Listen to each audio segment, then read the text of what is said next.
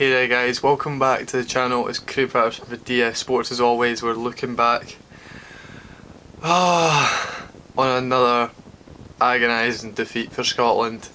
Yeah, it was Scotland 1, Russia 2. It all started so well for Scotland. Brilliant opening goal, fully deserved the opening goal.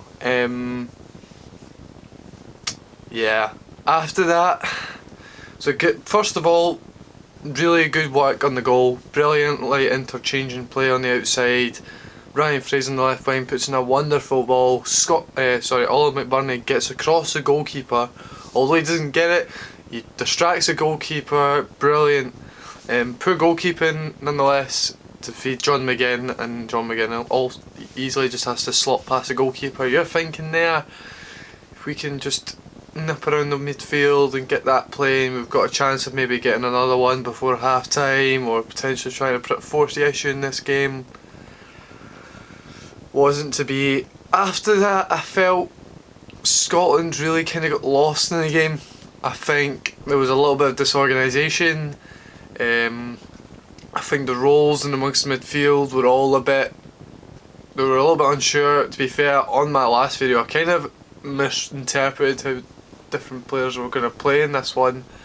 I was sort of saying McGinn would probably sit in and do a bit more work and then go box to box, and he did go box to box but in a more attacking sense.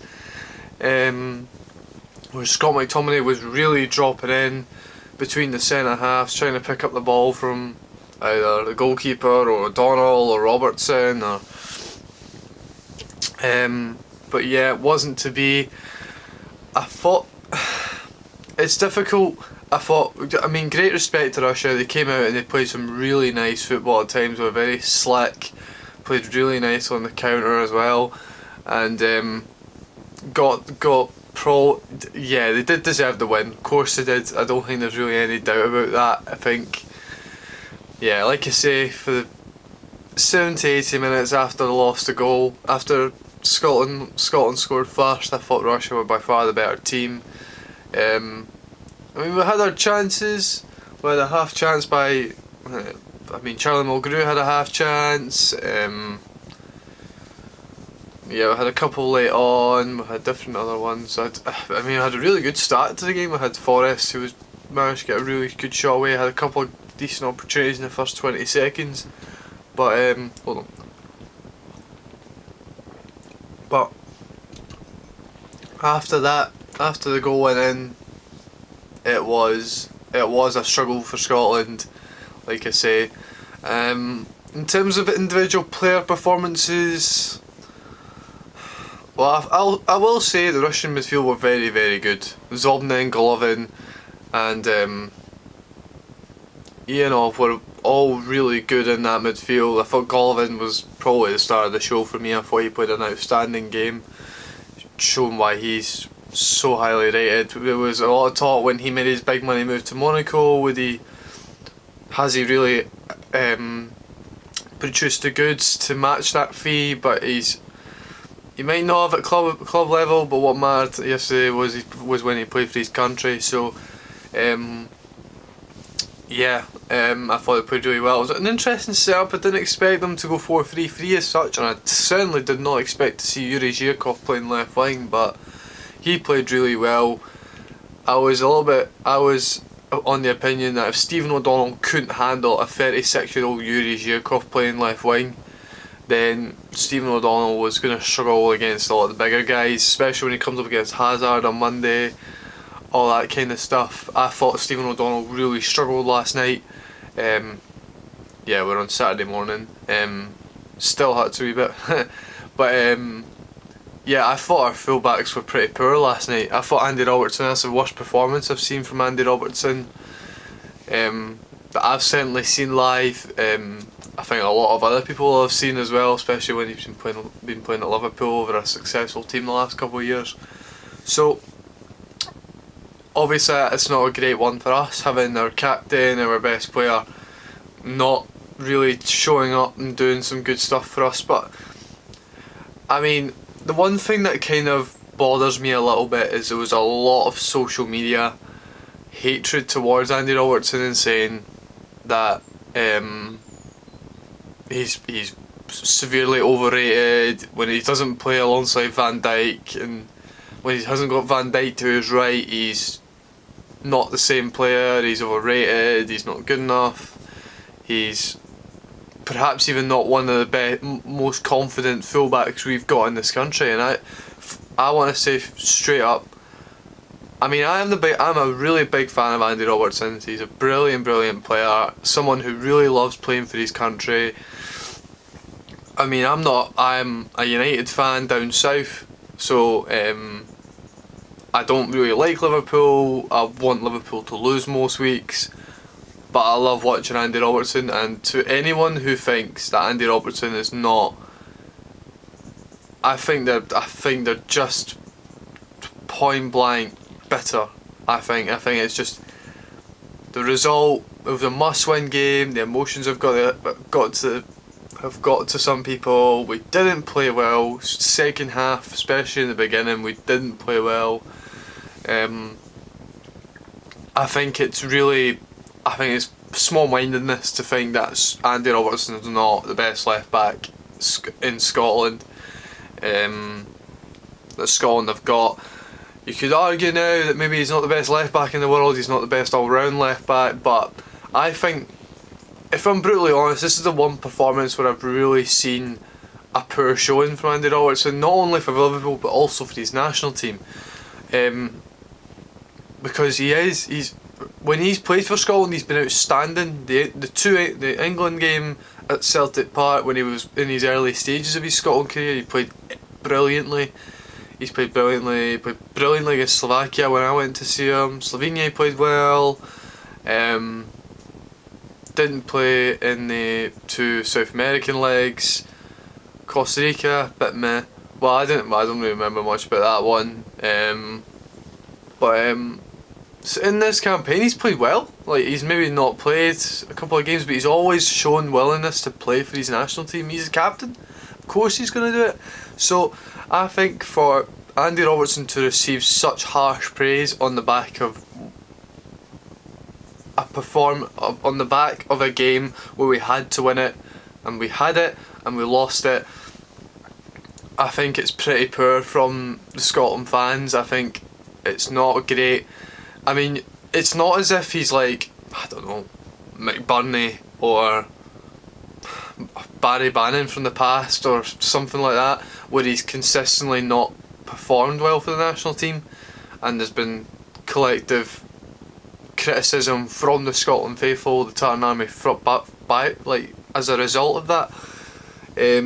But there was a huge amount of hatred I saw on the internet last night, and I thought it was quite bad to see. And I think it was just the fact that the emotions have got the better of us, and sort of some people, not us. I don't have that opinion, of course. But I'm really not going to deny the fact that Andy Robertson did not play well. I thought he was very poor. He didn't have that forward momentum that we wanted to see, that we normally see from Andy Robertson, marauding down that left wing, pinging in good balls. Like, we didn't really see it until the last 10 minutes of the game when we were chasing it, and I thought at that moment we were always going to struggle, because as soon as Russia sit back, they're compact. They can do this against any team. They've got such a physical advantage over us, especially when we're playing the likes of Forrest Fraser, even McBurney's not the tallest person in the world. But yeah, I thought it was difficult. It was very difficult for us to get back into that game, especially at the point where Russia did sit back and try to defend for the last 10-15 minutes. But it's not a great result. I think Russia are probably a better team than they're made out to be, especially in the rankings. Obviously, they made the World Cup quarterfinals, albeit they made it at home. They're a constant team. They're a team that constantly makes major tournaments as well. So we can't go down and say we should be beating Russia. Of course, we would like to be beating Russia. We've beaten bigger teams in the past, not only at home, but we've beaten them away as well. So I don't really know. It's hard to know where we go from here. It's hard to know where Scotland really go from here. Do we think that Steve Clarke really needs time? I think we probably do. Of course he needs time. He's had it at Kilmarnock. He had time at Kilmarnock to come and change the team. But I mean, you definitely have to give him until after the qualifying playoff, the Nations League playoff. You have to wait until after that and then assess his performances. If you can go in, and the good thing is we've got a good run up until then. So we've got Belgium at home on Monday. We've got Russia away in the next international break next month. We've then got San Marino at home. I mean, for crying out loud, if we don't score 5, 6, 7 in that game, there's not really much there's kind of a bit of a problem there. Although Belgium did only score 4 in San Marino, and there was 0-0 for about 40 odd minutes in that game. It was a penalty that put them in front, so I mean, you never know. But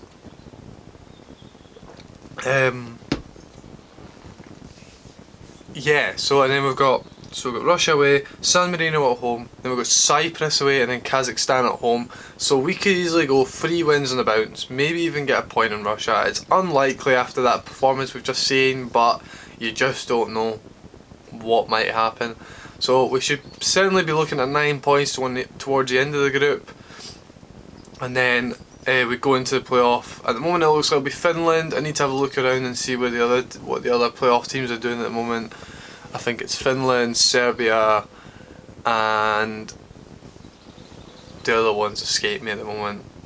Yeah, the other ones escape me at the moment. But those are the other teams that we're looking at. If one of them goes through, then another one will come underneath. So obviously you're looking at Serbia as being probably the ones which we try to avoid. So we maybe like to try and see them get qualification outright through their playoff, through the qualification group. But I think they are in quite a tough group, so it might not be that easy. But anyway, guys, it's a sore one. It really was. It was quite painful last night to watch after we gave away such a hopeful lead. I thought overall, I think the two major poor performances were at fullback. I thought Charlie Mulgrew was, for a large part, very, very good at centre half. I thought he was brilliant. He saved us. If it wasn't for him, Russia might have scored 4 or 5. I thought he was brilliant in defence, made a couple of really good clearances, put his body on the line at every opportunity, so I thought he played really well.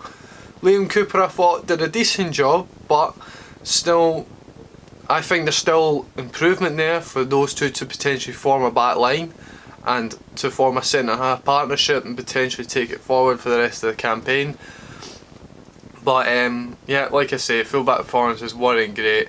I thought the midfield were okay. I thought McGinn played alright, he had a good bit of creativity. Scott McTominay looked to get on the ball, but I thought he was maybe looking too much to get on the ball.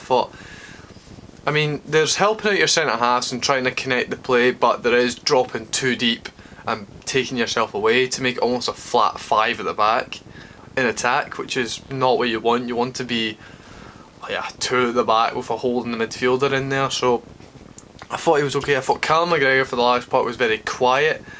I thought he didn't do enough for me. He needed to be a sort of shadow. He needed to be like more of a 10 than an 8. He needed to have that more attack mindedness in going forward to link up the play with McBurney and start playing balls out wide to Forrest and Fraser. I thought Forrest was quite quiet after the first 15-20 minutes. Ryan Fraser I thought played okay. He gave a good account of himself, really tried to produce some play. Obviously he helped set up the first goal. He then went on some really good driving runs later on in the game as well. And I thought that was one of McBurney's better performances for Scotland. I thought he did really working around there. Perhaps he does need a little bit more to his game. He needs to really start adapting his game a bit more. He needs to start expanding his game to be much more than a fox in the box, poacher type player.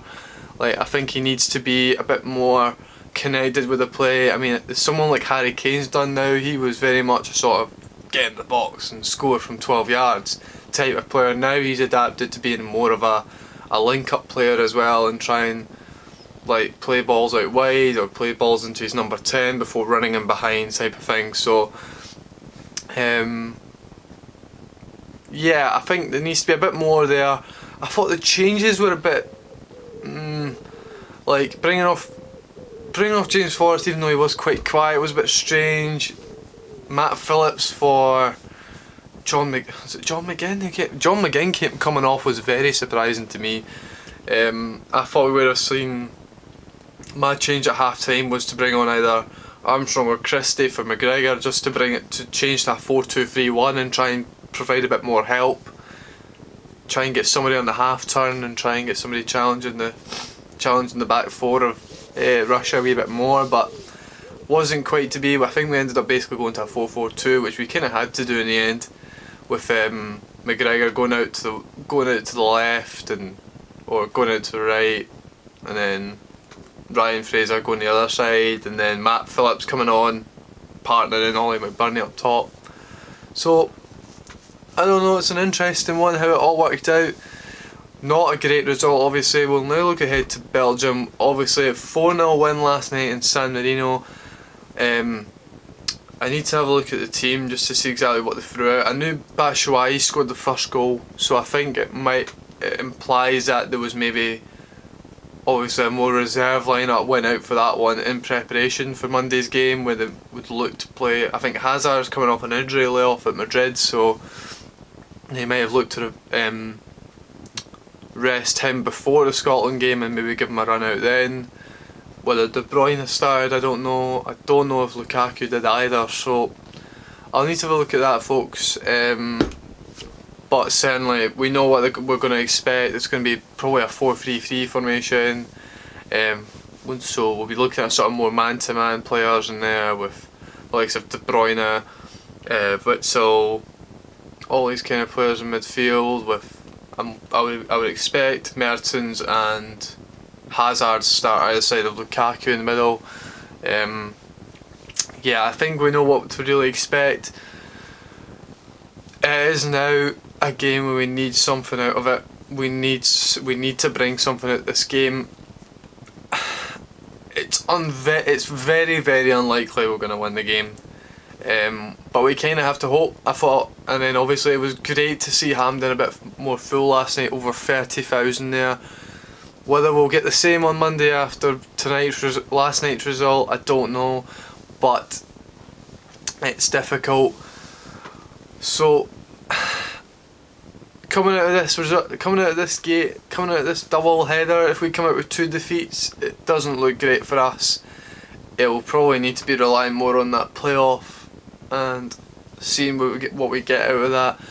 But if not, if we can maybe get something out of the Belgium game, it'll be a huge boost for us, because obviously Belgium are, rankings wise, are the best team in the world. They've got some of the world's best talent as well, so we'll see what happens, guys. Until then, until Monday night, obviously it's going to be on Sky Sports. I'm going to be there, hopefully enjoying the game, although maybe enjoying's very much a loose term. But yeah, a tough one last night. A defeat tomorrow, heavy defeat tomorrow, Monday night, and it's going to be pretty much the same old doom and gloom for Scotland, the same doubts cast over the management and the players and who knows what else. But anyway, guys, until then, thank you very much for watching. Remember to like the video, comment any ideas that you had from last night's game. Where do you think Scotland will go from here? What do we need to do to get back to winning ways, to get back to being a big force, to being a Scotland team that we're so fearful, even beating big teams at home and all this kind of stuff. So let us know what you think, guys. Subscribe to the channel if you're very new, and we'll hopefully see you guys later. We'll be back on Monday for might come back with a bit more of a preview to the Scotland game, to the Belgium game. We'll certainly be back for the preview of it, and yeah, until then guys, we'll see you guys very soon. Enjoy your weekend. I'm off to watch Forfar East Fife. Cannot wait to see Forfar at home again. Till then guys, we'll see you very soon. Take care.